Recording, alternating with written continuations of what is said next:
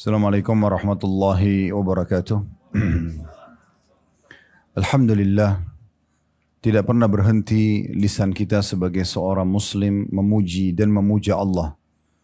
Tentu dengan penuh keyakinan dalam hati bahwasanya dua susunan kata ini, Alhamdulillah, adalah kalimat bersyukur, berterima kasih dengan Sang Pencipta Allah, yang Allah kekalkan dalam firman-Nya dari 1400 tahun sekian yang lalu, dan akan terus dibaca oleh orang beriman sampai menjelang hari kiamat dalam surah Ibrahim, la in syakartum la azidannakum wa la in kafartum inna azabi lasyadid. Kalau kalian bersyukur maka pasti aku akan tambah, dan kalau kalian kufur maka siksaku sangat pedih. Terlalu banyak nikmat Allah Subhanahu wa taala harusnya kita syukuri, di antaranya nikmat Islam dan iman, yang dengan keislaman dan keimanan yang kita rasakan sekarang kita jadi mengenal siapa pencipta alam semesta ini, termasuk pencipta diri kita sendiri, dan apa tujuan kita berada di muka bumi ini dengan segala macam fasilitasnya, mata melihat, telinga mendengar, lisan mengucap, tangan menjama, kaki melangkah, dan seluruh anggota-anggota tubuh yang lain yang belum tersebutkan, serta juga apapun yang ada di sekitar kita. Semuanya ini mana yang boleh kita nikmati, mana yang tidak boleh, dan apa yang harus kita kerjakan dan mana yang harus kita tinggalkan, yang biasa dikenal dalam agama Allah Subhanahu wa taala dengan halal dan haram. Dengan itu kita jadi punya panduan hidup, dan akhirnya di akhirat juga kita akan dibalas dengan surga yang abadi. Oleh karena itu Bapak Ibu sekalian, jadilah orang yang selalu membasahi lidah dan bibirnya dengan dua susunan kata ini, Alhamdulillah. Selanjutnya kita panjatkan salam hormat kita kepada utusan Allah Nabi besar Muhammad sallallahu alaihi wa ala alihi wa sahbihi wasallam, sebagaimana Allah telah perintahkan kita untuk mengucapkan salam hormat tersebut. Baik, melanjutkan pada buku kita Bapak Ibu sekalian yang ditulis oleh Syekh Abdul Aziz Al-Musyaiqi hafidhahullah, dan judul terjemahannya adalah amalan-amalan yang menyebabkan tertolaknya azab Allah Ta'ala. Dalam buku ini kurang lebih ada 10 poin yang disebutkan oleh beliau sebagai amalan yang bisa menolak siksa Allah datang kepada setiap orang di antara kita. Dan kita sudah sampai ke poin ke-7 pada kesempatan yang lalu. Dan insya Allah pada siang ini kita akan masuk ke poin ke-8. Poin pertamanya adalah bertauhid kepada Allah Subhanahu wa taala. Bagaimana setiap muslim selalu menguatkan tauhidnya, pengesahannya kepada Allah. Dia yakin kalau nikmat sedang ada, yang memberikan, yang menciptakan dia Allah, yang menciptakan nikmat itu Allah, kesehatan, makanan, minuman, kegembiraan dan segala macam, dan yang bisa mempertahankan juga hanya Allah. Dan dia juga yakin kalau dia sedang ditimpa satu masalah, musibah, ujian, maka yang ciptakan dia Allah, yang ciptakan ujian tersebut Allah, yang bisa memberikan jalan keluar hanya Allah. Itu puncak daripada tauhid seseorang. Bagaimana dia selalu kembali kepada Tuhannya Allah Subhanahu wa taala. Kemudian kita sudah bahas juga faktor kedua, masalah iman kepada Allah yang merupakan penggerak, motor penggerak utama di dalam hati setiap orang untuk selalu patuh kepada Allah Subhanahu wa taala dan juga meninggalkan larangan. Ini juga sudah panjang lebar kita jelaskan. Faktor ketiga, berdoa dengan segala macam tata caranya, kemudian doa-doa terbaik yang sudah kita jelaskan pada pertemuannya. Dan yang keempat adalah menggunakan tiket VIP yang sangat luar biasa, yaitu istighfar dan taubat, sehingga azab tersebut tertolak dan tidak jadi datang kepada kita. Yang kelima yang sudah kita bahas juga yang lalu adalah melakukan hal yang ma'ruf dan memerintahkannya serta mencegah dari yang mungkar. Jadi ini sudah pernah kita jelaskan, sedikit saya ingatkan, kalau Bapak Ibu sedang melakukan satu perbuatan ketaatan dan di depan mata kita ada orang yang tidak melakukannya, jangan tinggal diam. Tapi bagaimana kita mengajaknya untuk mengerjakan ketaatan tersebut. Nggak boleh kita biarkan pasangan hidup, anak-anak, teman-teman, tetangga yang kita tahu dia tidak sholat, dia tidak puasa, lalu kita biarkan begitu saja. Itu namanya menyeru pada yang ma'ruf dan melarang dari kemungkaran.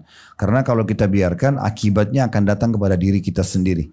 Saya mengingatkan kembali sebuah riwayat Imam Bukhari, hadis yang sahih. Kata Nabi Muhammad SAW, satu waktu pernah Allah utus Jibril alaihissalam untuk membinasakan satu negeri. Namun pada saat Jibril datang ke sana, Jibril alaihissalam mengatakan kembali kepada Allah, ya Allah, sesungguhnya di negeri itu ada satu hambamu yang saleh, si fulan, rajin sekali ibadah. Lalu Allah Azza wa Jalla berfirman kepada Jibril, mulailah siksa dari dia. Karena dia tidak pernah menyeru pada kebaikan, tidak pernah melarang kemungkaran. Hanya ingin masuk surga sendirian. Dia tidak ingin mengajak orang lain pada kebaikan dan tidak pernah melarang kemungkaran. Justru itu menjadi penyebab datangnya siksa Allah subhanahu wa ta'ala. Faktor keenam sudah kita jelaskan juga pada pertemuan-pertemuan sebelumnya, menjauhi kezaliman. Jadi apapun yang merupakan hak orang lain tidak boleh kita ambil, dan apapun yang merupakan hak kita tidak boleh diambil oleh orang lain kecuali dengan keridhaan jiwa. Dan ini sudah kita jelaskan panjang lebar ya. Bagaimana setiap orang di antara kita agar tidak masuk kerana mengambil hak orang lain, yakinlah rezeki sudah Allah tentukan.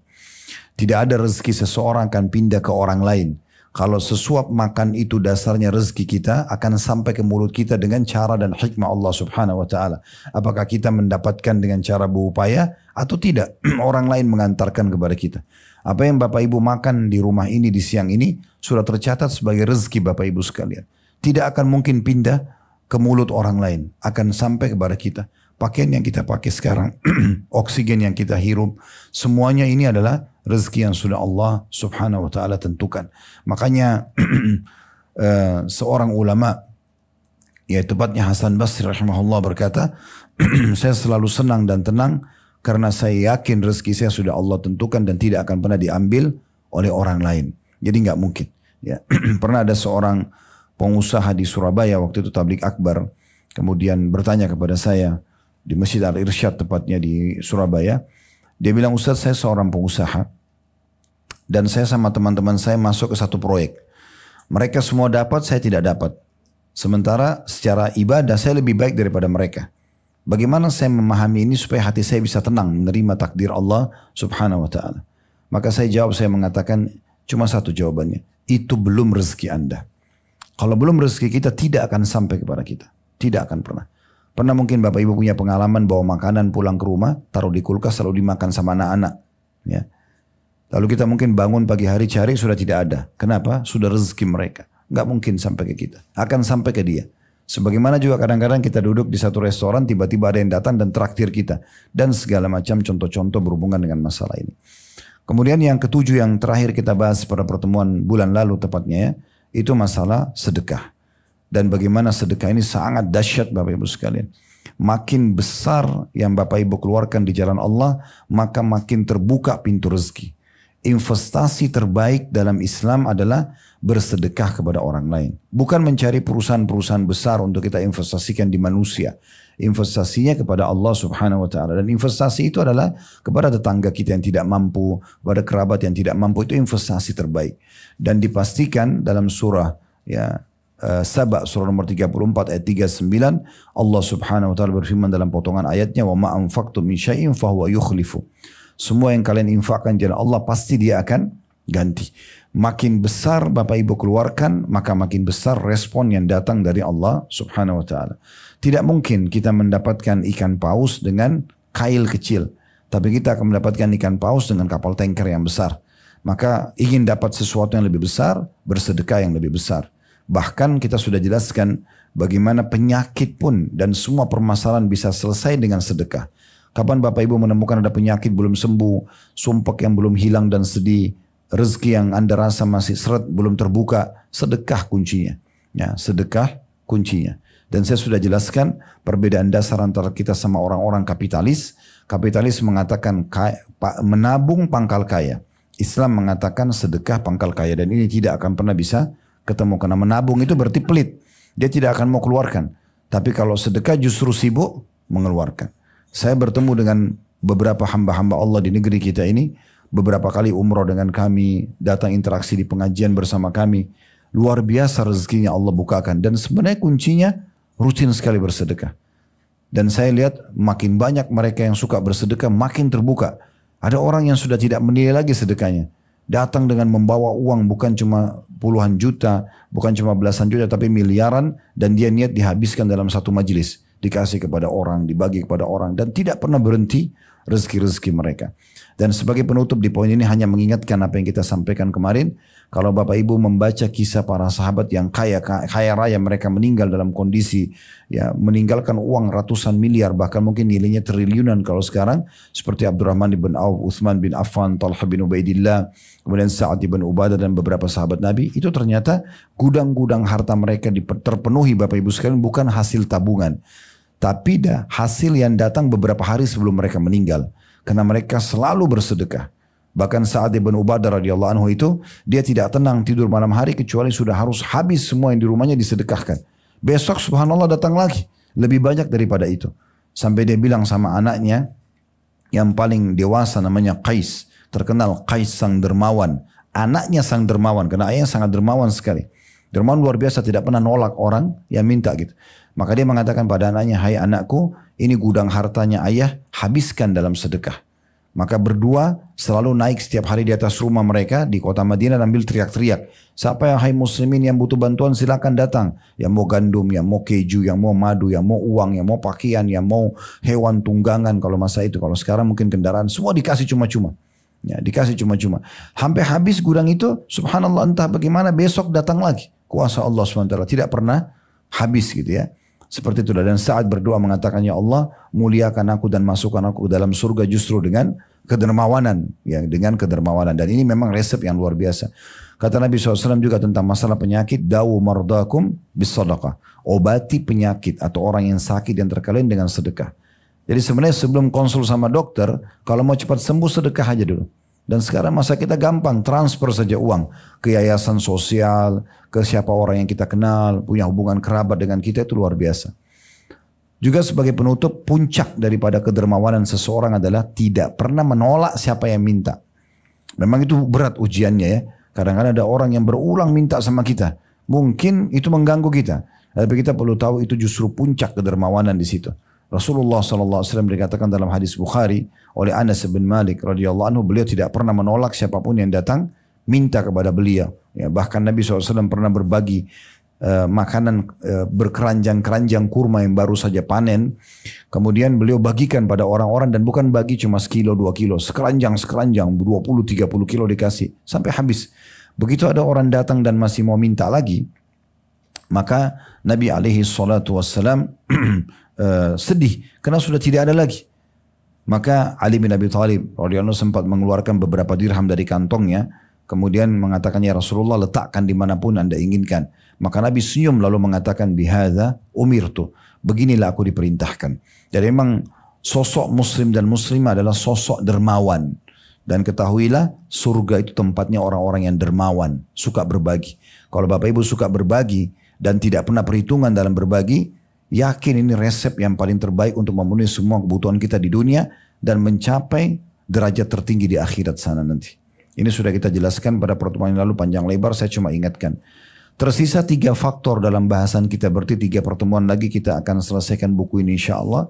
Dan nanti ke depannya mungkin kalau masih berlanjut kita akan bedah buku yang berbeda tentunya.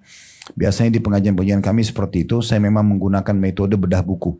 Supaya continue materi kita, habis kita bedah buku yang lain lagi seperti itu. Supaya lebih ya baik ya, lebih tertata rapi, lebih terfokus kepada materi yang kita harapkan. Faktor ke-8 teman-teman sekalian untuk menolak azab Allah adalah rasa takut terhadap azab Allah itu sendiri. Ada satu yang unik teman-teman sekalian dalam masalah ini, yaitu banyak manusia takut pada manusia. Ya. Dia takut mencuri, dia takut korupsi, dia takut melakukan apa, tapi karena takut pada manusia saja. Takut di penjara, takut mungkin dipermalukan, takut ketahuan oleh manusia gitu ya. Dan ini kedangkalan iman dan ilmu. Sebenarnya teman-teman sekalian dalam Islam kita dianjurkan bukan takut pada manusia, tapi takut kepada Allah Subhanahu wa taala, bukan pada manusia. Karena kalau kita takut pada manusia, berarti ada batasan dari kada rasa takut dan meninggalkan pelanggaran tersebut. Jadi misalnya kita takut karena ditangkap, misalnya, kemudian yang akan menangkap ini tidak hadir pada saat itu, kita tidak akan khawatir, kita akan terus melakukan pelanggaran tersebut, ya. Tapi kalau kita takut kepada Allah Subhanahu wa taala berbeda. Kita akan secara otomatis ya menjauhi semua larangan dimanapun dan kapanpun. Serta dalam kondisi kita bagaimanapun, misalnya kita sendiri atau rame-rame tetap akan sama. Kita sedang ada di Indonesia atau kita sedang keluar negeri, kita akan tetap sama. Rasa takut kita kepada Allah, kita tidak akan masuk kepada hal yang diharamkan. Karena perlu Bapak Ibu garis bawahi, tolong ini kalau di tulisan tangan atau dipakai komputer ini di bold, itu ya, ditebalkan supaya kita garis bawahi. Ya. Bahwasanya Bapak Ibu sekalian perlu digaris bawahi baik-baik. Orang yang melakukan perbuatan pelanggaran agama sekecil apapun itu akan sangat dekat dengan ancaman Allah Subhanahu wa taala. Orang bodoh saja yang berpikir melakukan pelanggaran lalu tidak dihukum. Anda kerja di kantor saja melakukan satu pelanggaran kecil sudah cukup untuk bisa kena hukuman. Ya, begitu juga dengan hukuman Allah Subhanahu wa taala. Tolong garis bawahi baik-baik. Allah Subhanahu wa taala memiliki dua hal yang Allah partnerkan dalam Al-Quran. Yaitu Allah itu Ghafurur Rahim. Allah maha pengampun dan maha penyayang. Ini bagi siapa? Bagi hambanya yang patuh. Tapi Allah juga Syadidul Iqab. Allah itu maha berat siksanya. Bagi siapa? Bagi para pembangkang. Saya kasih contoh. Pernah mungkin dengar kisah Nabi Musa alaihissalam. Diceritakan dalam Al-Quran. Satu waktu beliau pernah jalan di pasar, Bapak Ibu sekalian. Di pasar di Mesir, di kota Kairo tepatnya ya. Ada dua orang yang sedang berantem. Satu dari suku Kipti, orang asli Mesir dari sukunya Fir'aun. Dan satu lagi dari Bani Israel, keturunannya Nabi Musa alaihissalam. Berantemlah dua orang ini, kemudian Nabi Musa alaihissalam ingin memisahkan mereka. Supaya jangan berantem gitu. Tapi ternyata orang yang dari turunan suku Kipti ini, karena merasa dia yang menguasai dan ini wilayah Mesir. Dia adalah dari kelompoknya Fir'aun yang berkuasa pada masa itu. Maka dia pun coba malah mau melawan Nabi Musa alaihissalam. Nabi Musa waktu itu jadi anak angkatnya Fir'aun. Jadi bisa dikatakan anak raja pada saat itu. Maka Nabi Musa alaihissalam menonjoknya. Tapi tidak sengaja. Bukan niat ingin membunuhnya. Hanya menonjoknya dengan tujuan untuk memberhentikan dia dari kesalahan tersebut. Tapi kuasa Allah, orang itu datang ajalnya. Meninggal. Dengan satu kali tonjokan saja meninggal orang itu. Maka karena itulah Fir'aun jadi marah pada Musa alaihissalam dan akhirnya Musa lari ke negeri Madian, tinggal di sana 10 tahun dalam kisah yang cukup panjang. Tapi perlu kita garis bawahi, Nabi Musa alaihissalam waktu menonjok orang ini bukan niat untuk membunuh. Tapi Allah mengatakan dalam Al-Quran وَفَطَنَّاكَ فُتُونَ. Tapi setelah perbuatanmu itu hai Musa, kami uji kamu dengan ujian-ujian yang banyak. Ternyata dengan melakukan perbuatan tidak sengaja pun tetap Allah datangkan ujian sebagai pembersihan terhadap pelanggaran tersebut. Bagaimana dengan orang yang sengaja? Subhanallah, ibu bapak sekalian kalau tidak melakukan pelanggaran agama, dipastikan hatinya akan tentram. Kita jalan di mana saja, kita bertemu dengan kapan sama saja, ya. Itu kita tidak pernah punya rasa khawatir. Tapi orang kalau melakukan perbuatan dosa, pernah mencuri misalnya 100.000 rupiah saja. Begitu mendengar angka 100.000 disebut, dia sudah ketakutan, ada rasa khawatir. Atau banyak pelanggaran-pelanggaran agama. Maka kenapa kita membuat diri kita terasa atau masuk dalam sebuah zona yang kita berbahaya. Kita merasa tidak nyaman. Karena enak kalau kita kemana saja tentram, tidak pernah khawatir karena tidak pernah ada hak orang lain pada diri kita. Kita tidak melakukan pelanggaran-pelanggaran gitu ya. Semua perbuatan dosa Bapak Ibu sekalian pasti dimulai dengan rasa khawatir. Pasti itu. Orang misalnya mau berzina di kamar hotel. Nggak ada orang tiba-tiba saja nyaman-nyaman masuk. Semua orang diiklanin atau apa. Nggak. Dia pasti sembunyi-sembunyi. Janjian. Rasa khawatir. Padahal sebenarnya dia ingin menikmati biologisnya. Tapi rasa khawatir diikuti. Itu memang begitu dosa selalu. Orang yang mau mencuri. Pasti takut dulu. Khawatir. Banyak rasa mau membunuh. Mau menipu. Mau apa saja. Pasti rasa takut. Kata para ulama ini adalah ya peringatan Allah yang pertama. Bagi si pelaku tersebut agar dia tidak terjerumus. Kalau dia menahan diri, saudara saya nggak mau, saya takut nanti malah Allah hukum saya misalnya, maka dia akan aman dari siksa. Tapi kalau dia jerumuskan dirinya pada perbuatan tersebut, maka pastikan dia tidak akan menikmatinya dan juga dia akan kena hukumannya, gitu kan? Contoh misalnya dia berzina tetap, tadinya hubungan biologis nikmat, sangat indah. Allah Subhanahu Wa Taala menjadikan hubungan biologis itu adalah penyebab kita terpopulasi, manusia berkembang biak. Harus sperma ketemu sama sel telur. Dan Allah buat laki-laki dan perempuan merasakan kenikmatan. Kalau Allah tidak kasih ini, tidak ada orang yang mau menuangkan spermanya laki-laki. Tidak ada juga perempuan yang mau mengandung manusia. Sampai 9 bulan. Tapi Allah ajarkan cara yang benar dengan nikah. Allah sampaikan cara yang salah dengan zina. Kan gitu. Beda sekali ini. Orang yang melakukan perbuatan zina dimulai dengan ketakutan. Lalu biologisnya juga yang tadinya indah itu menjadi ketakutan. Dan ini berpengaruh sekali pada kualitas sperma yang merupakan bibit manusia. Dan sel telurnya nanti akan menjadi kantong manusia itu sendiri. Dan akhirnya kalau hamil, dua-duanya khawatir. Kalau keluar malu, keluarganya malu. Anak yang lahir gak jelas statusnya, dikenal dengan anak zina. Kan gitu. Kalau nikah beda. Orang angkat nikah. Saya nikahkan kamu sama anak perempuan saya Fulana binti Fulana, kata si wali wanita. Dengan mas kawin ini laki-laki mengatakan saya terima nikahnya, sebagaimana kita tahu kurang dari 5 menit kemudian mereka semua masuk. Orang semua tahu kalau mereka akan hubungan biologis di malam pertamanya. Tidak ada orang yang merasa khawatir. Dua-duanya senang. Akhirnya pengaruh pada kualitas sperma dan sel telurnya. Biologisnya maksimal. Kalau hamil dua-duanya gembira. Keluarganya gembira. Anak yang lahir jelas statusnya. Pertanyaan sederhana. Kenapa harus yang haram? Kenapa nggak halal saja? Kan gitu. Begitu juga dengan makanan. Begitu juga dengan pendapatan. Kenapa nggak yang baik-baik saja? Sesuatu yang haram Bapak Ibu sekalian itu sangat terbatas. Sedikit Allah datangkan hanya sebagai ujian saja. Saya pernah kasih contoh makanan misalnya. Tubuh kita butuh protein hewani. Supaya otot kita ya punya asupan gitu kan. Karena dia butuh protein. Yang terbaik protein hewani gitu kan. Nah protein hewani ada di daging. Kalau seandainya Allah subhanahu wa ta'ala ciptakan kita dan kita butuh protein hewani. Ternyata ya semua daging haram Allah haramkan, maka wajar orang melanggar. Ini tidak. Di saat Allah haramkan babi, ini babi nggak boleh ya, ini bentuknya. Allah ganti dengan sapi, ayam, kelinci, semua hewan air. Lalu kenapa harus babi? Nah ini haram, nggak boleh. Satu aja atau beberapa ekor, kemudian sisanya yang lainnya halal. Tadi hubungan biologis zina haram, ini nikah halal.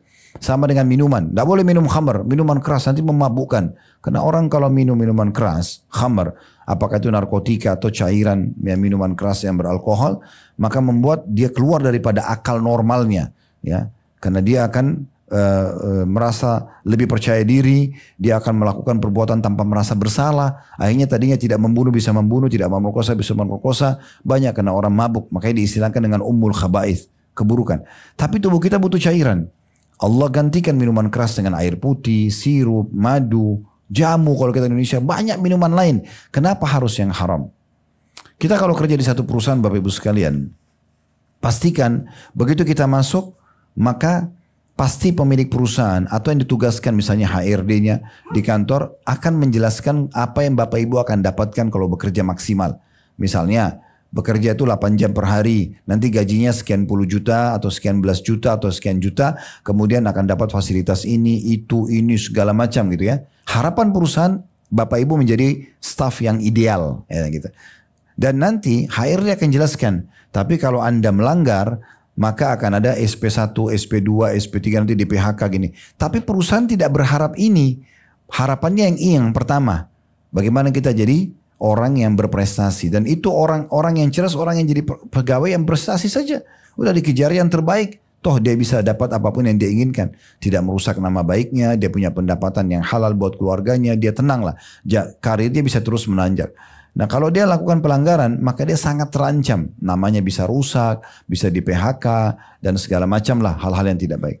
Oleh karena itu Allah subhanahu wa ta'ala, Bapak Ibu sekalian, mau kita menjadi orang-orang yang berprestasi. Diberikanlah solusi-solusinya dan fasilitasnya, dan diancam jangan sampai melakukan perbuatan-perbuatan yang salah. Ancaman Allah banyak sekali, dari siksaan-siksaan yang terdekat, sakit, ya, kemudian sumpek, sedih, itu semua adalah pasukan-pasukan Allah yang membuat agar hamba tersebut berhenti dari kesalahannya. Allah datangkan ujian-ujian banyak, ya. Puncaknya nanti juga akan ada siksa kubur kalau tidak taubat. Lalu kemudian tersiksa juga di mahsyar dan kemuncaknya di neraka nanti. Di neraka. Oleh karena itu perlu juga kita membaca tentang informasi ini. Supaya kita tahu, oh ternyata kalau saya melanggar saya akan dihukum seperti ini dan seperti itu. Ya. Dan ingat Bapak Ibu sekalian, sebagaimana rahmat Allah luas. Misalnya Bapak Ibu sholat duha 2 rakaat. Mungkin dengan 2 rakaat itu bisa Allah kasih kita kesehatan 5 tahun, 10 tahun. Rahmat Allah luas. Bapak Ibu lakukan satu saja ketaatan, bisa Allah balas dengan 100 kebaikan yang lainnya. Tapi ingat, dari satu sisi juga, Bapak Ibu kalau lakukan pelanggaran, maka hukuman Allah juga lebih berat daripada perbuatan kita. Mungkin sekali bohong, Allah buat kita sumpek dan masalah 1 tahun, 2 tahun, gitu kan. Sedikit ambil harta haram, Allah buat kita 10 tahun masalah. tidak selesai-selesai. Ribut sama keluarganya, anak-anak jadi nakal, pekerjaan tadi tidak naik. Banyak hal yang terjadi. Padahal sebenarnya masalahnya cuma karena dari pelanggaran agama yang terjadi. Nah ini poin penting yang perlu kita ketahui. Nah salah satu faktor yang perlu digarisbawahi memang kita perlu tanamkan dalam hati kita rasa takut terhadap siksa Allah subhanahu wa ta'ala. Karena siksa Allah kalau datang sangat pedih. Ya, tidak ada siksa Allah itu sekali bohong berarti dipukul dengan sekali pukulan. Enggak. Tapi akan jauh lebih berat daripada perbuatan kita.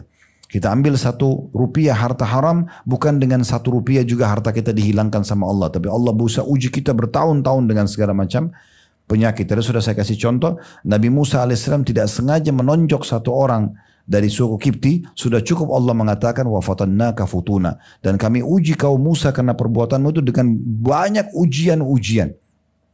Dikejar oleh Fir'aun, harus terasing dari Mesir selama 10 tahun gitu kan, di negeri Madian. Dia kembali ditugaskan jadi nabi, dia masih ketakutan. Fir'aun berusaha untuk membunuhnya dan segala macam hal-hal yang terjadi. Baik, saya akan bacakan di faktor ke-8 ini. Bapak Ibu bisa lihat di halaman 78 ya. Kita baca dulu apa yang ditulis oleh penulis, dan ini sangat menarik karena beliau menyusun dengan poin-poin di sini ya. Beliau mengatakan merasa aman dari makar Allah dalam kurung datangnya azab Allah merupakan salah satu dosa besar. Bisa diperhatikan di buku di bold itu ya, ditebalkan supaya kita garis bawahi. Ingat, merasa aman terus berbuat dosa seakan-akan Allah tidak hukum itu dosa, itu sendiri dosa. Merasa aman, berzina tiap hari, menipu tiap hari, bohong tiap hari, nggak apa-apa kok. Itu sendiri dosa. Ya, selain akan datang hukuman, itu sendiri akan dicatat juga sebagai dosa. Ini sudah pernah kami jelaskan di salah satu bedah buku, namanya bukunya Al-Kabair, dosa-dosa besar ditulis oleh Imam Adzabi rahimahullah. Merasa aman dengan makar Allah bagian daripada dosa besar. Dan kalau ada Bapak Ibu misalnya, mudah-mudahan di sini tidak ada, tapi kalau ada yang mengatakan begini, Ustadz saya sudah sekian tahun buat dosa, tapi saya tidak pernah rasakan siksa Allah. Ini keliru nih. Ya. Ada 2 jawabannya. Yang pertama, hadis Nabi SAW yang sahih. Kalau engkau melihat, kata Nabi SAW, nikmat Allah melimpah pada 1 orang pelaku dosa, ya, pada diri dia, maka ketahuilah itu adalah tadarruj, tahapan siksaan. Tahapan siksaan. Jadi perlu digarisbawahi, kalau dia melakukan perbuatan dosa, dan sementara belum datang hukuman padanya, berarti menandakan itu adalah tahapan siksaan. Kalau Bapak Ibu kembali membaca kisah tentang umat-umat sebelum kita, kaum Samud, kaumnya Nabi Saleh, kaum Ad, kaumnya Nabi Hud, ya, kemudian banyak sekali kaumnya Nabi Lut, kaumnya Nabi Ibrahim yang banyak disiksa oleh Allah SWT, dan itu sampai sekarang bekas-bekas peninggalan mereka masih ada. Fir'aun kaumnya Nabi Musa masih ada sampai sekarang muminya dan piramidanya. Ya, Namrud kaumnya Nabi Ibrahim di Babilonia sampai sekarang di Irak masih ada peninggalan kerajaannya, kan gitu.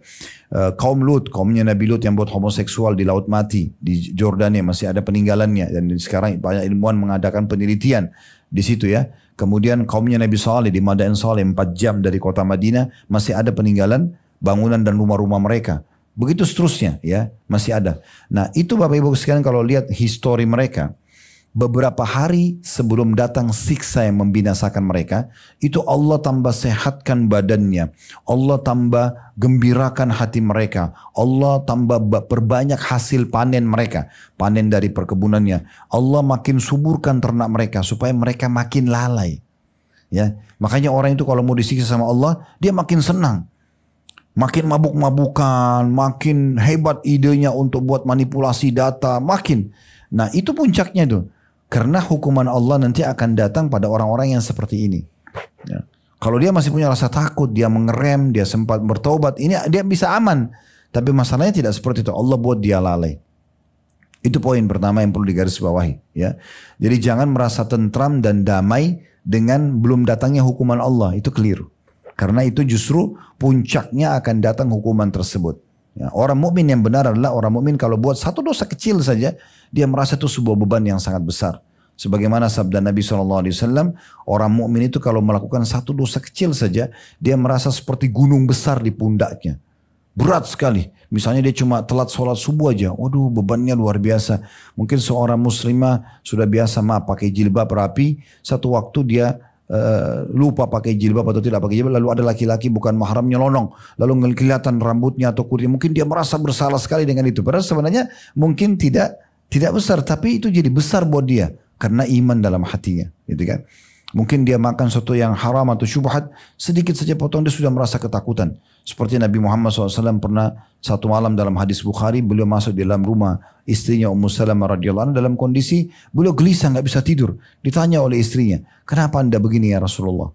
Kata Nabi SAW, tadi waktu masuk di rumah, saya temukan ada satu butir kurma ada di sebelah ranjang. Lalu saya memakannya. Tapi setelah saya telan, saya baru teringat kalau di rumah kita ada kurma sedekah. Kurma yang dititipkan oleh orang, gitu kan? Dan Nabi SAW tidak makan sedekah. Maka saya khawatir kurma itu adalah bagian daripada sedekah tadi. Saya khawatir malah Allah hisab saya dengan itu. Begitu pekahnya Nabi SAW menghisab diri beliau. Abu Bakar pernah punya seorang budak, masa itu ada perbudakan Bapak Ibu sekalian. Lalu beliau izinkan boleh kerja, silakan kerja. Di mana saja income-nya juga buat dia. Tapi sebagai rasa terima kasih budak ini hampir setiap hari kalau dia dapat income harian, dia beli makanan, dia makan sama Abu Bakar. Abu Bakar juga radhiyallahu anhu sebagai bentuk tawadhu, merendah, dia makan sama budaknya itu. Setiap kali kalau makan, setiap hari kalau bawa makanan Abu Bakar makan sambil tanya, kamu kerja apa tadi? Oh saya kerja di sini. Abu Bakar yakin halal dimakan. Satu waktu budak ini pulang, lalu kemudian bawa makanan, tapi Abu Bakar lupa nanya. Langsung Abu Bakar main makan aja. Habis makan Abu Bakar tanya, income-mu ini dari mana? Apa kata budaknya? Saya waktu di masa jahiliyah sebelum Islam pernah ngaku dukun, pura-pura jadi dukun. Kemudian ada orang yang konsultasi, saya sampaikan, ternyata betul terjadi. Orang itu miskin, tidak punya apa-apa dulu, dia merasa punya utang sama saya. Itu sebelum Islam. Setelah masuk Islam, dia juga masuk Islam, kemudian saya dibayar sama dia. Dari hasil dulu ngaku dukunnya itu. Maka apa yang terjadi Bapak Ibu sekalian? Dalam riwayat yang sahih dikatakan Abu Bakar mengorek tenggorokannya dan memuntahkan makanan itu. Dia tidak mau masukkan hal yang seperti ini. Jadi begitu pekahnya. Apalagi hal-hal yang lebih besar. Gitu kan? Ingat selalu sabda Nabi SAW. Ada orang yang rambutnya berantakan, penuh dengan debu. Tidak punya alas kaki, dia mengatakan ya Rabbi, wahai Tuhanku, bagaimana Allah ijabah doanya sementara makanan, minuman, pakaiannya haram.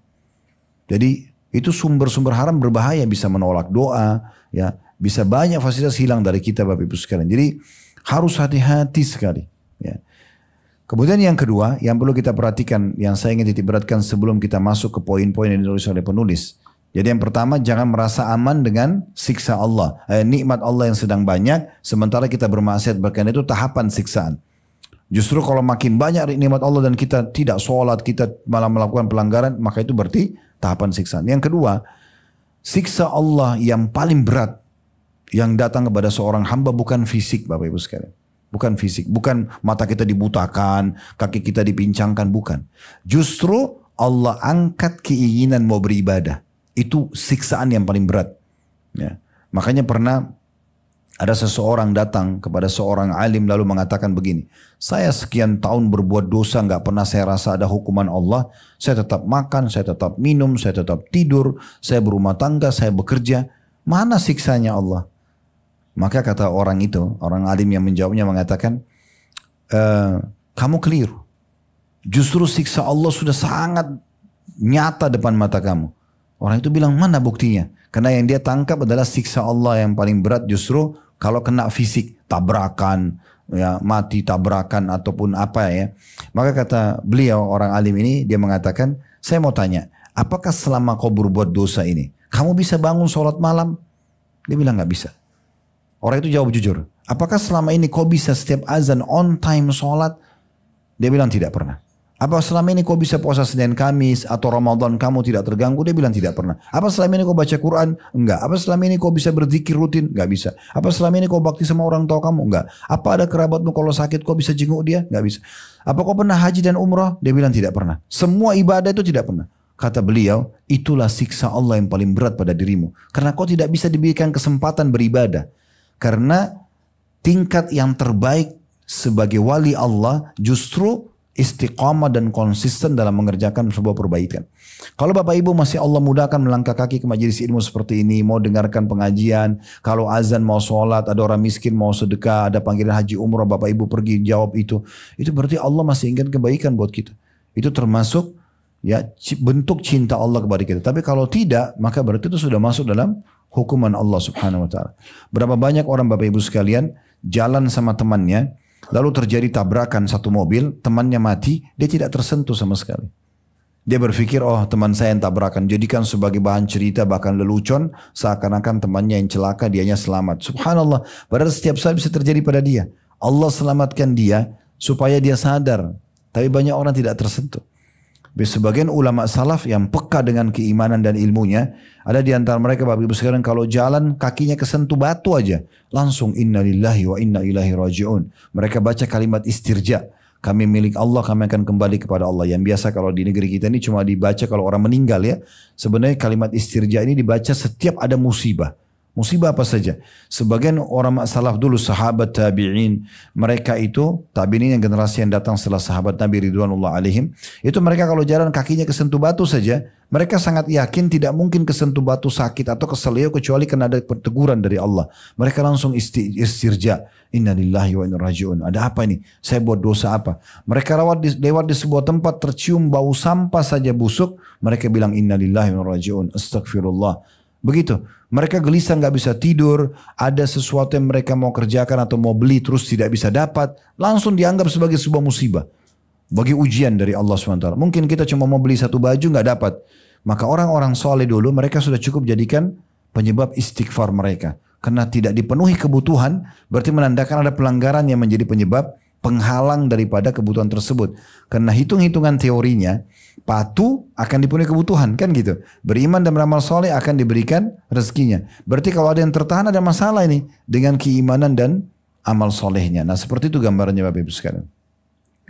Selanjutnya saya ulangi dulu ya perkataan penulis, merasa aman dari makar Allah atau datangnya adab Allah merupakan salah satu dosa besar. Sebab terkadang Allah menangguhkan para pelaku kemaksiatan dan D-nya besar kata ganti Allah, memiliki hikmah yang besar berkenaan dengan hal itu. Di antaranya yang pertama, apa yang diisyaratkan Allah lewat firman-Nya di dalam surah Fatir ayat 45 yang bunyinya, walau yu'akhidullahu an-nasa bima kasabu ma taraka ala dhahriha min dabatin walakin yu'akhiruhum ila ajalin musamma. Al-ayah.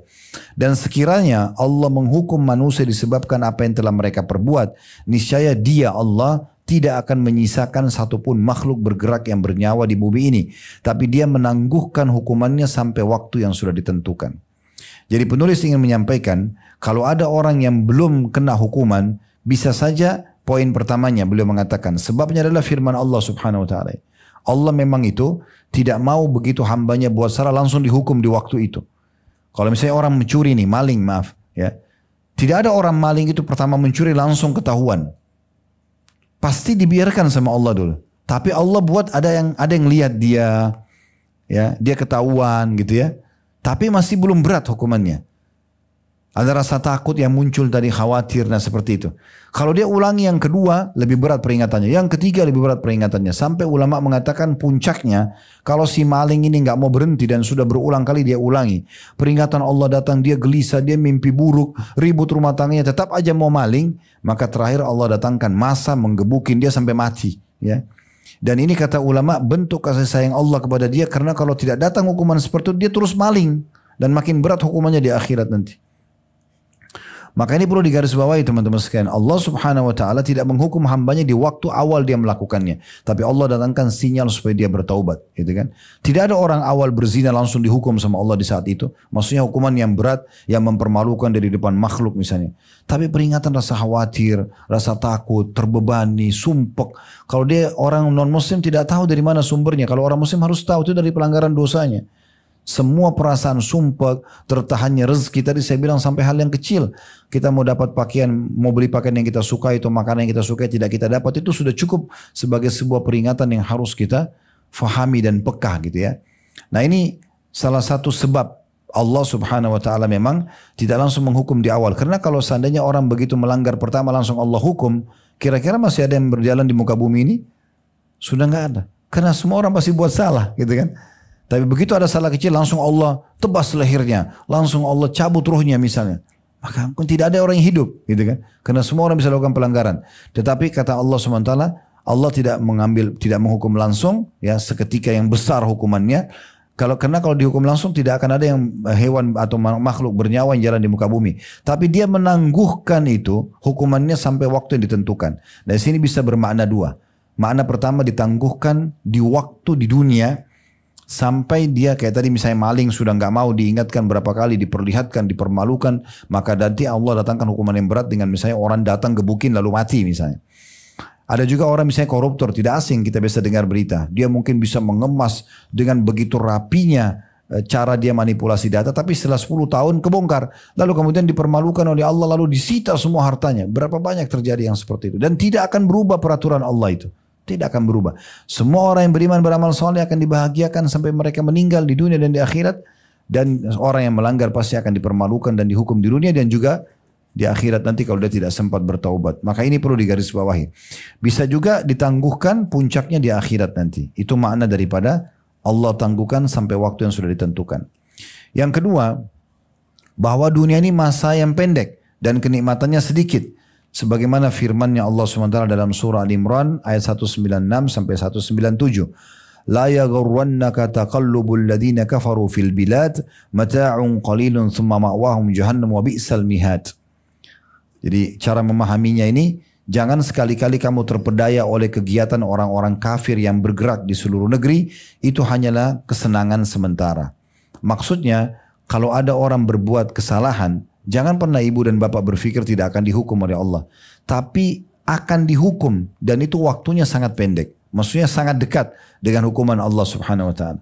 Bukankah kita pernah jalan baik-baik tiba-tiba keseleo kaki kita? Padahal kita jalan di jalan yang rata, sepatu kita baru, tapi bisa keselio. Bukankah kita berapa kali bangun tidur tiba-tiba leher kita sakit? Kadang-kadang kita salahin bantal, padahal bantal nggak ada salahnya, gitu ya. Mungkin memang ada pelanggaran yang kita lakukan, gitu kan? Berapa banyak orang yang tadinya melihat tiba-tiba rabun, kemudian buta. Berapa banyak orang yang tadinya normal, keluar dari rumahnya, keluar kemudian tabrakan, lalu kemudian diamputasi kakinya dan seterusnya. Berapa banyak? Dan itu seketika. Ya, orang itu cuma biasa mengatakan para pelanggar ini, kok bisa ya? Nah selalu begitu. Begitu ketahuan kok bisa? Ini kebodohan ini. Pasti bisa. Tidak mungkin tidak. Ya, pasti akan bisa.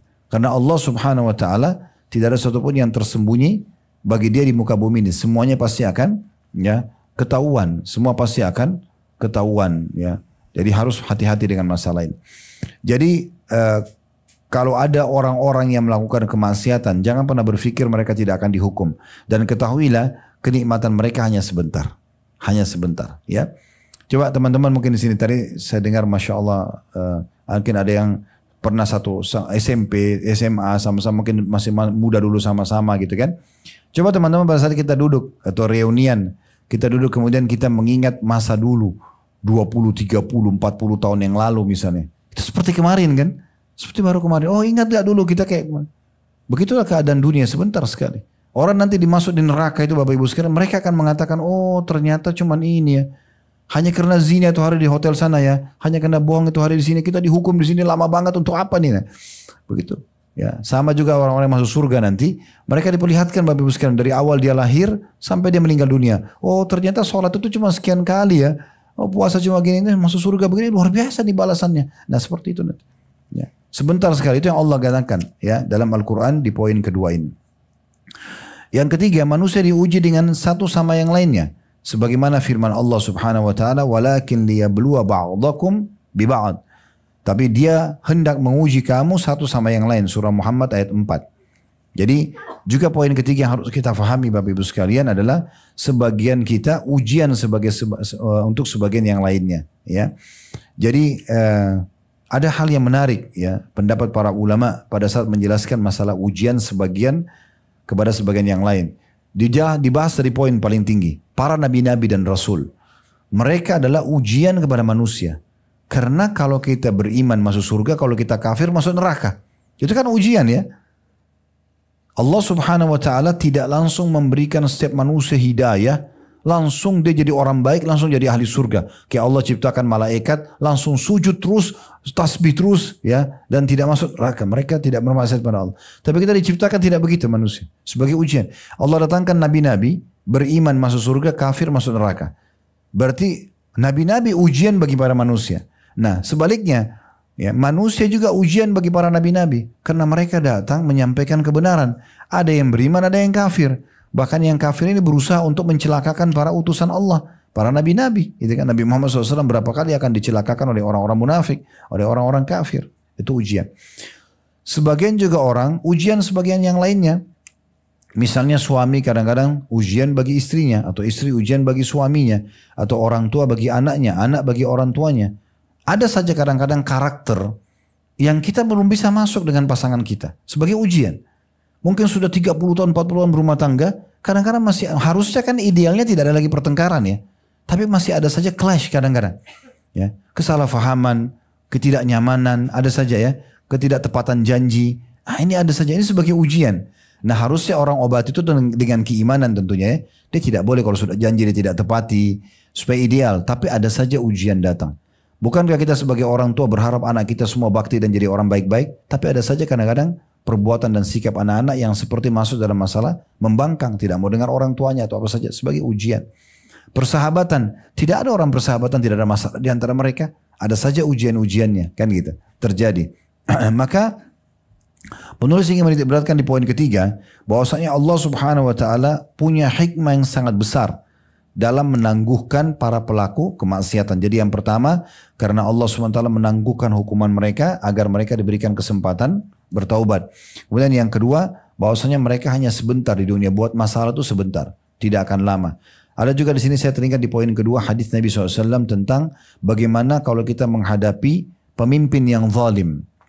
Ada sebuah hadis Nabi SAW yang beliau mengatakan, kalau seandainya kalian diberikan pada pemimpin kalian yang zalim sesuatu yang merupakan hak kalian, terimalah. Kalau tidak dikasih, maka berharaplah dari Allah. Karena waktu mereka sangat terbatas. Artinya akan ada masa selesai jabatannya ataupun dia meninggal, maka selesai juga kezaliman bersamanya. Jadi itu cuma dalam bentuk ujian buat kalian. Itu juga disinggung atau bersekenaan dengan poin nomor 3. Poin nomor 4. Kenapa Allah Subhanahu wa taala masih menangguhkan para pelaku maksiat tidak langsung dihukum di waktu yang sama? Agar orang zalim terpedaya dengan penangguhan Allah untuknya. Lalu ia meneruskan kezalimannya itu. Sehingga itu menjadi azab yang lebih keras. Ya. Dan lebih telak dalam menghukumnya. Dalam hadis disebutkan, Inna Allah la yumliya lizzalimi hatta idha akhadahu lam yuflithu. Sungguh Allah benar-benar menangguhkan orang zalim. Orang buat kezaliman, buat dosa, diingatkan sama Allah. Rasa takut, rasa khawatir, nasihat dari temannya, nasihat dari pasangannya. Tidak mau dengar. Allah tangguhkan gitu kan. Tapi tetap dia buat nasihat, kata Nabi SAW, sampai atau hingga ketika dia Allah mengambilnya, menghukumnya, maka dia tidak meluputkannya. Maksudnya pasti akan datang siksaan di waktunya yang sangat menyedihkan. Ya, yang tidak mungkin dia luput dari siksaan tersebut. Ujung-ujungnya orang cuma mengatakan kok bisa ya. Maka pastikan Bapak Ibu sekalian, dari sekarang saya jawab di pengajian kita ini akan bisa. Tidak ada yang mustahil dari Allah Subhanahu wa taala. Jadi jangan selalu bersembunyi di kata-kata kok bisa atau buat aja nanti aja deh. Pokoknya mulai kita buka pintu dosa, berarti ketahuilah kita sudah sangat dekat dengan hukuman Allah Subhanahu wa taala. Jangan dilanjutkan, berhentikan, pindah segera kepada hal-hal yang dibolehkan dan nikmati yang halal, tinggali yang haram. Kemudian juga diangkat firman Allah SWT dalam surah Hud ayat 102. Wa kadzalika akhdhu rabbika idza akhadha al-qura wa hiya zalimah inna akhdahu alimun syadid. Dan begitulah siksa Tuhanmu apabila dia menyiksa penduduk negeri-negeri yang berbuat zalim. Sungguh siksanya sangat pedih dan sangat berat. Bukankah Bapak Ibu sekalian kita tahu gempa? Ya, gempa itu secara ilmiah tidak akan pernah masuk hitungan menit. Tidak akan pernah. Detik. Karena kalau sudah menit hancur semua muka bumi ini. Harus hitungan detik. Sebentar sekali. Semua binding-binding yang besar hancur. Jalan-jalan rusak. Dan segala macam hal. Begitu gampangnya siksa Allah datang. Ya. Dan kalau sudah datang menyedihkan. Orang buat dosa melang segala macam. Tiba-tiba Allah buat dia tabrakan. Tiba-tiba buat dia stroke. Tiba-tiba dia dan itu. Segala macam ujian yang datang. Yang di luar daripada prediksi dia. Jadi jangan tunggu siksaan Allah datang kemudian baru menyesal. Ya. Kemudian juga firman Allah SWT tentang Fir'aun dalam surah Al-Fajr ayat 10 sampai ayat 13. Wa fir'auna dhil autad alladhina tagaw fil bilad fa'aktharu fiha al-fasad fasabba alaihim rabbuka sawta azab. Dan terhadap Fir'aun yang mempunyai pasak-pasak atau bangunan yang besar. Sampai hari ini piramida termasuk salah satu dari keajaiban dunia ya, karena bangunan yang mereka bangun. Yang berbuat sewenang-wenang di negeri, atau dalam negeri. Lalu mereka banyak berbuat kerusakan dalam negeri itu, karena itu Tuhan menimpakan cemeti azab kepada mereka. Maksudnya pada saat Fir'aun, itu Fir'aun didakwai lebih dari 10 tahun oleh Nabi Musa AS. Sementara dia makan, dia minum, dia tinggal di istananya. Habis itu Allah tenggelamkan dalam hitungan menit, selesai. Semuanya cuma tinggal kenangan saja. Ya, tidak lagi dia bisa nikmati ranjangnya, tidak lagi dia nikmati bisa makanannya, kerajaannya habis dalam hitungan menit, seketika langsung habis semuanya. Dan hanya jadi kenangan, jadi pelajaran bagi orang-orang. Begitu juga dalam firman Allah SWT dalam surah At-Talaq ayat 8 sampai ayat 9. Di mana Allah SWT berfirman, wa ka'ayyim min qaryatin 'atat an amri rabbiha wa rusulihi fahasabnaha hisaban shadidan wa 'adzabnaha 'adzaban nuqra fadzaqat wabala amri wa kana 'akibatu amriha khusra. Dan betapa banyak penduduk negeri yang mendurhakai perintah Tuhan mereka dan rasul-rasulnya, maka kami buat perhitungan terhadap penduduk negeri itu dengan perhitungan yang ketat, dan kami azab mereka dengan azab yang mengerikan, maksudnya nanti di akhirat lebih berat lagi, sehingga mereka merasakan akibat yang buruk dari perbuatannya, dan akibat perbuatan mereka itu adalah kerugian yang besar. Ya. Jadi umat-umat sebelum kita, Bapak Ibu sekalian, itu mereka disiksa.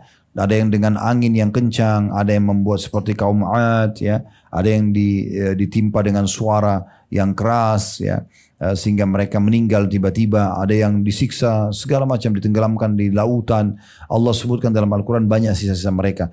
Jadi jangan sampai datang itu baru kita mau sadar gitu ya.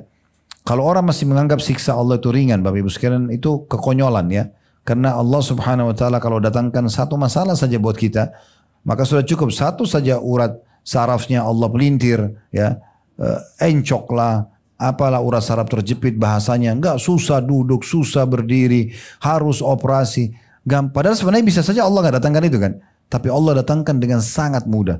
Berapa banyak orang yang gampang urat saraf matanya jadi masalah, buta, telinganya, gentang telinganya bermasalah, lalu dokter tidak bisa tangani jadi tuli dan segala macam hal yang bisa datang. Terbalik Bapak Ibu, sebaliknya kalau Bapak Ibu jaga, ini pesan yang baik dari kami tentunya, Bapak Ibu sekalian, kalau Bapak Ibu jaga jasadnya di atas ketaatan kepada Allah SWT, Allah jaga semuanya. Allah rawat itu, matanya Allah rawat, telinganya Allah rawat, tubuhnya Allah rawat. Ada seorang ulama di Saudi, umurnya sudah 80 tahunan sekian, kisah nyata terjadi. Dia lagi pergi sama murid-muridnya naik kapal di sebuah lautan, tiba-tiba kapal itu rusak dan akan tenggelam. Selama ini murid-muridnya mengetahui gurunya ini, syekhnya ini seorang yang sangat syahdu, orangnya lemah, lembut, ya maksudnya bukan lemah ya, tapi dia lembut. Orangnya sangat berwibawa, tapi dia bukan seperti orang punya keterampilan khusus gitu ya. Maka pada saat kapal mau tenggelam, murid-muridnya banyak tidak bisa berenang. Subhanallah, syekhnya ini buka jubahnya, lalu dia menolong semua murid-muridnya ke pulau terdekat dan membawa barang-barang dan selamat, ya. Sehingga pada saat sudah selamat, semua murid-muridnya heran sambil bertanya, mengatakan, Syekh, Masya Allah, dari mana kekuatan ini? Bolak-balik berenang dengan umur sudah 80 tahun dan segala macam lah, murid-muridnya bisa dibantu.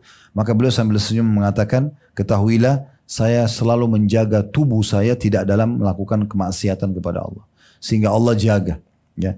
Kalau Bapak Ibu nanti satu waktu umroh atau haji, kalau antara maghrib isya biasanya ya, umumnya maghrib isya, biasa juga subuh ada. Bapak Ibu akan dengar banyak ceramah-ceramah, terdengar mikrofon. Tapi dalam bahasa Arab ya. Masjid Nabawi di Masjid Haram Mekah. Itu kalau Bapak Ibu dekatin majelisnya, Bapak Ibu akan temukan rata-rata mereka itu orang tua.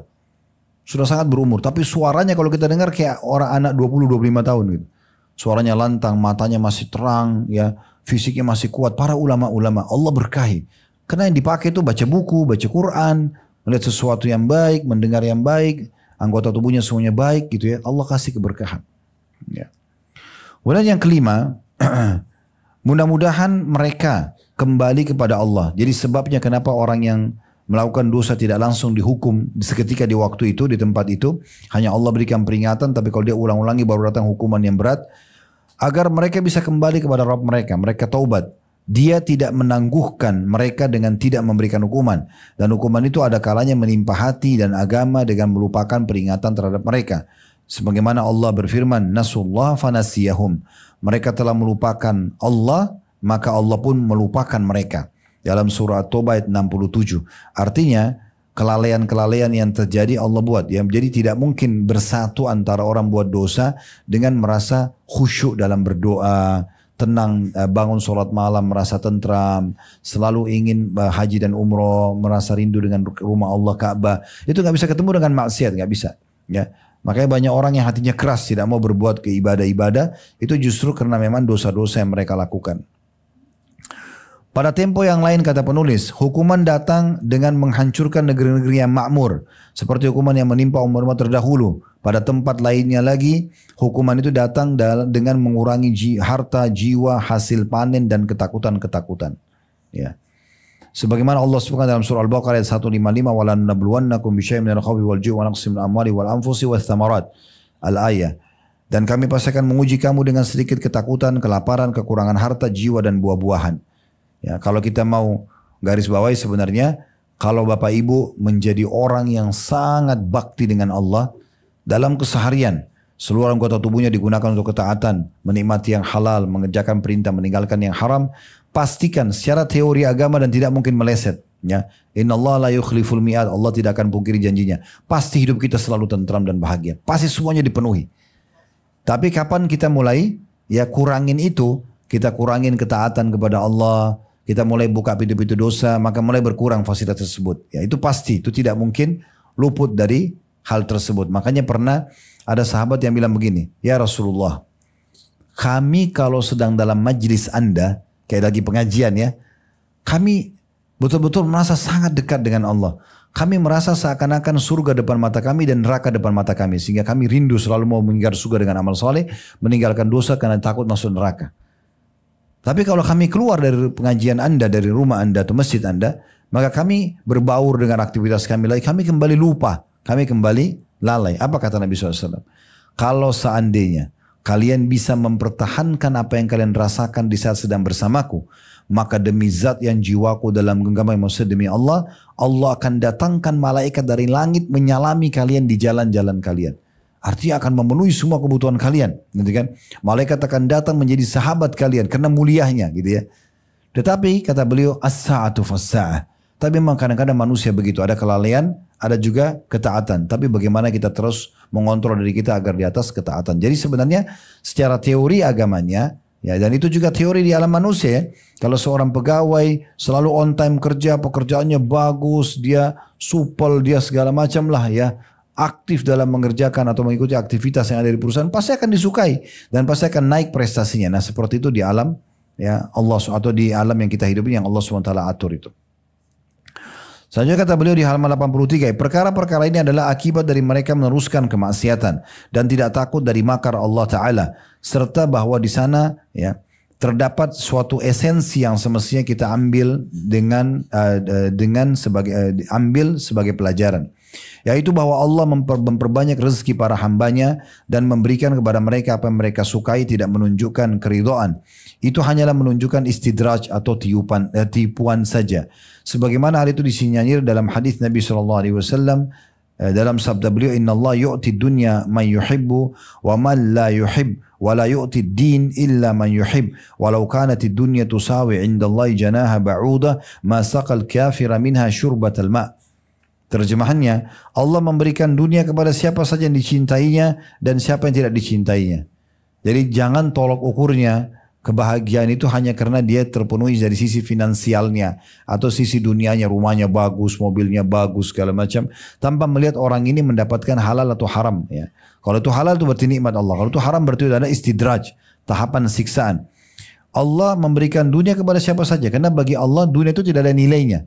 Kepada orang yang dicintai dan tidak dicintai. Sedangkan dia Allah hanya memberikan akhirat. Keinginan semangat untuk belajar agama, mau jadi orang soleh dan soleha, mau patuh, itu kepada siapa yang dicintainya saja. Seandainya dunia ini setara di sisi Allah dengan sayap nyamuk saja, maka niscaya dia tidak akan memberi minum orang kafir walaupun dengan seteguk minuman. Jadi maksudnya, karena dunia ini tidak ada nilainya di sisi Allah, maka Allah kasih semua. Ada yang bilang, kenapa itu orang kafir masih dikasih makan dan minum sementara dia kafir kepada Allah? Karena bagi Allah dunia tidak ada nilainya. Tidak ada nilainya itu. Ya, orang kafir, orang beriman akan dikasih semuanya. Dan dunia ini semuanya hanya permainan kemasan. Permainan kemasan. Saya pernah kasih contoh, saya ingatkan kembali. Apa bedanya Bapak Ibu sekalian? Orang yang makan pakai daun pisang sama orang yang makan di piring emas. Ya, tujuannya kan makan ya. Bedanya apa? Kemasannya. Apa bedanya sebenarnya? Orang yang tidur di emperan jalan, walaupun kita tidak bicara nikmatnya dulu ya. Orang yang tidur di emperan jalan sama orang yang tidur di ranjang yang dari emas. Kemasannya. Tapi kan sama tujuannya tidur ya. Bahkan terkadang kita temukan orang yang di emperan jalan lebih nyenyak tidurnya. Apa bedanya orang yang pakai baju biasa murah dengan baju yang bagus? Sama-sama berpakaian. Ya. Tapi tujuannya pakaian. Cuma sama-sama. Beda kemasan. Oke lah, mungkin ada yang mengatakan tapi kayaknya lebih enak Ustadz, makanya lebih enak. Itu persepsi. Persepsi orang. Sekarang kalau kita cuma punya kemampuan beli baju 100.000 rupiah dan kita enjoy 100.000 itu pasti enak tuh baju. Kita biar beli baju 10 juta kalau kita tidak enjoy, tidak nikmati, tidak enak juga baju itu walaupun kayaknya paling bagus. Kan gitu. Berarti persepsi orang saja. Kan gitu. Kita diperintahkan, dibolehkan dalam Islam menikmati semua. Selama itu halal. Makan yang enak, pakaian yang enak. Tapi saya ingin mendatangkan sebuah contoh saja. Jangan dunia ini jadi tolok ukur tentang kebahagiaan orang. Makanya kata Nabi SAW, Allah memberikan dunia ini kepada yang dicintai dan tidak dicintai. Tapi Allah hanya memberikan agama, perasaan ingin patuh dan taat kepadanya, menikmati yang halal saja, meninggalkan yang haram, itu hanya orang yang dicintainya saja. Kemudian kata beliau, maka jelaslah bahwa berjelaslah bagi kita bahwa banyaknya pemberian Allah itu hanyalah istidraj atau tipuan saja kepada orang-orang pelaku dosa. Demikian pula tidak menunjukkan kecintaan Allah kepada orang yang diberinya kenikmatan itu tanpa mensyukurinya. Dalam kesempatan ini kita akan menyebutkan sebagian ayat dan hadis yang mensinyalir hal itu. Yang pertama adalah surah Al-An'am ayat 44 ya. Ini 2 lembar terakhir dari bahasan kita di buku ini. Habis ini kalau ada yang mau bertanya tentu silahkan ya. Yaitu firman Allah SWT, "Falamma nasu ma dzukiru bi fatahna 'alaihim abwaaba kulli syai'in hatta idza farihu bima utu akhadnahum baghtatan fa idahum mublisun." Maka ketika mereka melupakan peringatan yang telah diberikan kepada mereka, salatlah Bapak Ibu sekalian, tutuplah aurat, sadarlah, taubatlah. Tapi mereka tidak mau mengengah dengan peringatan itu. Kami pun membukakan semua pintu kesenangan untuk mereka. Makin ketawa-ketawi sana sini, ketawa-ketawi, makin gembira, makin terbuka semuanya ya. Sehingga ketika mereka bergembira dengan apa yang telah diberikan kepada mereka sementara mereka sedang maksiat, kami siksa mereka secara tiba-tiba. Maka ketika itu mereka terdiam dan putus asa. Ya, yang lagi mabuk-mabukan, mereka gembira, ketawa-ketawa. Tapi lama-lama nanti tiba-tiba Allah hukum mereka dengan tiba-tiba berantem, botol minumannya dipukul kepala temannya mati dan segala macam hal. Ya. Dan banyak hal. Kemarin di pengajian kami ada yang ditanya, rupanya ada kasus terjadi di negeri kita ya. Itu pertanyaan masuk di media kami. Ada orang Ustadz yang saling bunuh-membunuh hanya karena perkarakan telur duluan atau ayam duluan. Gitu kan.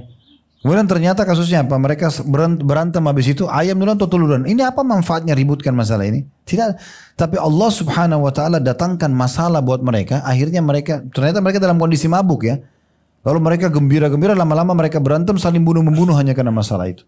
Ya, begitu gampangnya Allah SWT kalau datangkan hukuman kepada mereka, gitu kan. Makna ayat Al-An'am ayat 44 kata penulis, yakni azab kami menimpa mereka, ya, dari arah yang mereka tidak sangka-sangka. Al Hasan Basri berkata, al-iblas, makna daripada akhir potongan ayat Al-An'am 44, faidahum mublisun. Makna iblas ialah putus asa dari keselamatan ketika kebinasaan datang. Kita memohon kepada Allah keselamatan.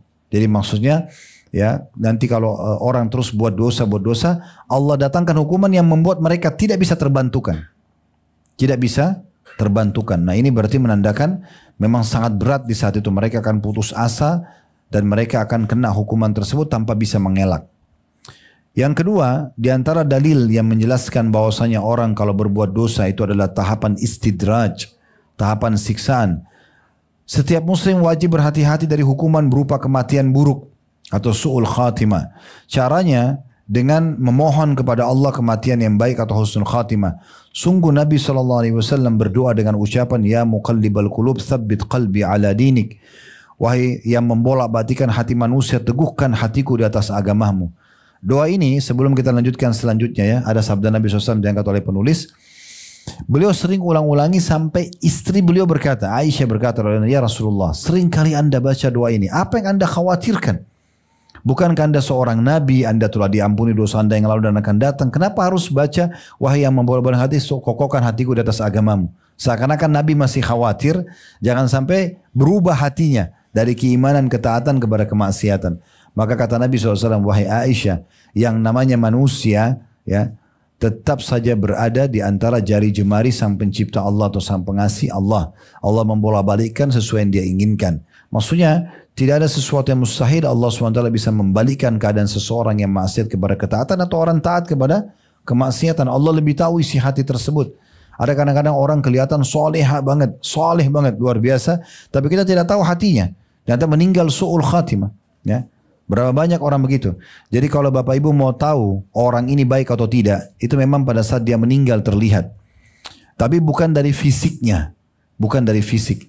Bukan mati senyum, bukan mati keluar wangi, atau badannya tidak hancur. Ya, bukan itu patokannya. Patokannya adalah kata Nabi SAW, Allah akan menutup hidup seorang hamba dengan apa yang biasa dia lakukan. Jadi lihat 2 minggu sebelum dia meninggal, apa yang dia biasa lakukan. Seminggu sebelum dia meninggal. Kalau dia suka baca Quran, dia akan baca Quran dan dia meninggal pada saat lagi baca Quran. Dia lagi sholat malam, meninggal lagi sholat malam. Dia sedekah, meninggal lagi sedekah.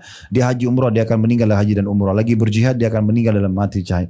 Dan sebaliknya kalau orang buat maksiat, walaupun dia hebat mengemas semasa dia hidup seakan-akan dia orang alim, ya orang soleh atau soleha, Allah akan bongkar nanti. Beberapa hari sebelum dia meninggal dalam keadaan na'udzubillah su'ul khatimah. Ditemukan berzina di hotel, lagi tuguk minuman keras. Padahal tadinya terkenal orangnya alim. Nah seperti itulah. Nabi SAW bersabda, dan ini pentingnya kita harus hati-hati ya. Karena beramal itu sampai ajal datang. Beramal soleh sampai ajal datang. Jangan sampai Bapak Ibu sibuk beramal soleh, tapi ternyata Allah lebih tahu keadaan Bapak Ibu. Ternyata Bapak Ibu pura-pura, riya dan segala macam. Lalu Allah tutup hidup kita terakhir dengan amal ahli neraka masuk neraka. Ya. Dan berapa banyak orang yang buat dosa, ya, tapi mungkin dia belum faham masalah dosa itu. Kemudian dia sempat bertobat, lalu Allah tutup hidupnya dengan masuk ke dalam surga. Ini sabda Nabi SAW di halaman 85. Inna rajula la ya'malu bi'amali ahli jannati hatta ma yakunu baina wa bainaha illa dhira'un fayasbiku alaihi alkitabu faya'malu bi'amali ahli nari fayadkhulun nar. Sungguh seseorang benar-benar beramal dengan amalan ahli surga hingga jarak antara dirinya dengan surga hanya tinggal 1 hasta saja. Dia tinggal mati masuk surga.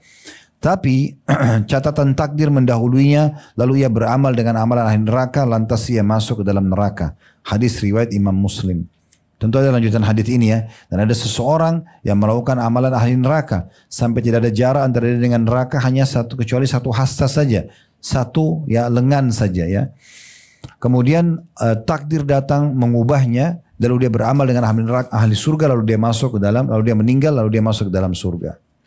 Nah ini berarti menandakan teman-teman sekalian, kita nggak bisa sehebat apapun kita mengemas ya kita ini baik atau tidak baik, itu Allah akan bongkar nanti di akhir hidup kita. Allah akan bongkar di akhir hidup kita.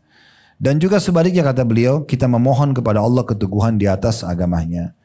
Yang terakhir, yang ketiga sebagai penutup, Allah mencela siapa yang merasa aman dari makarnya dan menetapkan atas mereka kerugian dunia akhirat. Sebagaimana surah Al-A'raf ayat 99, "Fala ya'manu makrallahi illal qaumul khasirun." Tidak ada yang merasa aman dari siksaan Allah selain orang-orang yang merugi. Betapa banyak taman yang pada petang harinya bunganya ranum merata. Ternyata pada pagi harinya, besoknya bunganya menjadi kering kerontang. Ketika diterpa angin yang membinasakan. Demikian pula hamba pada sore harinya dalam keadaan hatinya mentaati atau menaati Allah, bercahaya lagi sehat, dan pada pagi harinya dalam keadaan bermaksiat kepada Allah, gelap lagi sakit. Itulah ketentuan yang maha perkasa lagi maha mengetahui. Saya juga tambahkan sebuah riwayat Bapak Ibu sekalian.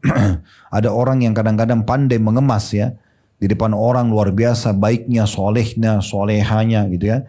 Tapi di belakang dia merahasiakannya. Ini ada hadis yang perlu kita khawatir semuanya. Ya, sebagai kehati-hatian. Kata Nabi SAW, nanti akan datang orang-orang dari umatku pada hari kiamat. Ya, yang dari keturunan atau dari kalian, sama dengan kalian. Mereka sholat, mereka puasa, mereka segala macam. Dan mereka membawa pahala bergunung-gunung pada hari kiamat. tetapi Allah habiskan semua itu seketika dan mereka termasuk ahli neraka. Ya, karena mereka kalau sedang sendirian mereka melakukan maksiat kepada Allah. Nanti mereka tidak ada orang lain lihat mereka buat dosa, gitu kan? Karena di depan orang saja dia tunjukkan kalau dia alim. Nah orang seperti ini justru semua amal-amal yang dia kerjakan di depan orang-orang itu, maka Allah akan habiskan pada hari kiamat, tidak ada nilainya dan akan dilemparkan ke dalam api neraka. Oleh karena itu taat kepada Allah SWT dalam kondisi lagi rame-rame atau lagi sendirian. Ya, itulah rasa takut kepada Allah SWT. Yakinlah Allah Subhanahu Wa Taala bisa menghukum seorang hamba seketika. Umar bin Khattab berkata radhiyallahu anhu dalam sebuah statement yang menarik, yakinlah kalau matamu akan menuju kepada sesuatu yang haram, maka Allah lebih dulu melihatmu sebelum kau melihatnya. Sebelum engkau melihatnya. Dan beberapa ulama mengatakan, saya akan selalu berfikir dan berhati-hati terhadap, ini perkataan Imam Syafi'i rahimahullah, perkataan yang saya akan ucapkan. Dan hendaknya seorang muslim selalu berfikir sebelum dia mengucapkan kata-kata tersebut, apakah akan mendatangkan ridho Allah atau murka Allah Subhanahu Wa Taala. Dalam statement yang lain sebagian ulama salaf mengatakan masalah makanan, saya tidak akan pernah memasukkan sepotong makanan atau seteguk minuman ke tenggorokan dan ke perutku sebelum aku tahu itu halal ataupun itu adalah haram. Kalau halal baru dinikmati, kalau haram baru ditinggalkan. Nah begitulah kurang lebih kepekaan mereka dalam menjaga diri dari siksa Allah Subhanahu Wa Taala. Betul Bapak Ibu sekalian, saya tidak menyinggung siapapun sebagaimana sering kita sampaikan ya. Dan tujuan pengajian seperti ini adalah kita bicara hari ini ke depan. Ini sering saya ingatkan. Kalau misalnya kita bicara di satu pengajian tentang masalah jujur, kita sebutkan keutamaan jujur dan lawannya bahayanya orang berdusta dan segala macam. Itu tujuannya adalah supaya mulai hari itu ke depan kita menjadi orang yang jujur seterusnya. Dan kita tidak bahas masa lalu. Ya. Nah seperti itulah kurang lebih. Apapun bahasan kita Bapak Ibu sekalian, kita sedang bahas pengajian ini ke depan. Yang lalu-lalu kita berharap kalaupun kita salah, Allah SWT maafkan. Tapi seorang mukmin harusnya selalu meningkatkan kualitas keimanannya kepada Allah Subhanahu Wa Taala. Jangan pernah ragu dengan janji Allah. Makin Bapak Ibu baik dan patuh kepada Allah, maka makin besar fasilitas yang akan diberikan kepada kita, baik di dunia maupun di akhirat. Makin kita lakukan pelanggaran, maka makin dekat dengan hukuman Allah. Cepat ataupun lambat akan datang kepada kita. Dan jangan selalu membodohi diri sendiri seakan-akan Allah tidak akan menghukum. Siksaan Allah akan datang dan pastikan siksaan Allah lebih berat daripada perbuatan kita. Allahu a'lam. Semoga apa yang kita bahas hari ini bermanfaat buat kita. Alhamdulillah setelah 1,5 jam materi. Mudah-mudahan ini bisa bermanfaat buat kita semuanya ya. Allah ikhlaskan niat kita. Dan Allah Subhanahu Wa Taala semoga saja memenuhi hajat-hajat semua yang hadir, baik dalam offline ataupun online, siaran ulang ataupun yang langsung. Dan semoga semua dosa-dosa kita dimaafkan oleh Allah Subhanahu Wa Taala. Allah panjangkan umur kita di atas ketaatan kepadanya, kesempurnaan iman dan ilmu juga amal saleh, serta bertobat dari dosa-dosa. Semoga semua apapun kebutuhan kita yang belum terpenuhi Allah penuhi tentunya. Dan kita selalu kita doakan agar negara kita menjadi negara yang aman, tentram, damai. Allah jaga persatuan, kesatuan dan kemerdekaan kita. Allah juga memberikan hidayah dan petunjuk para pemimpin untuk menjalankan tugas dan amanah dengan baik. Dan Allah jadikan juga masyarakat negeri kita agar gotong royong dengan pemerintah pada hal-hal yang dibolehkan dalam agama, agar negeri kita menjadi negara yang maju. Dan semoga Allah juga lunasi utang negeri kita dengan semudah-mudahnya. Allahumma amin. Dan juga semoga Allah SWT menolong saudara-saudara kita di Palestina, terutama di Gaza dan Rafah yang sedang tertindas.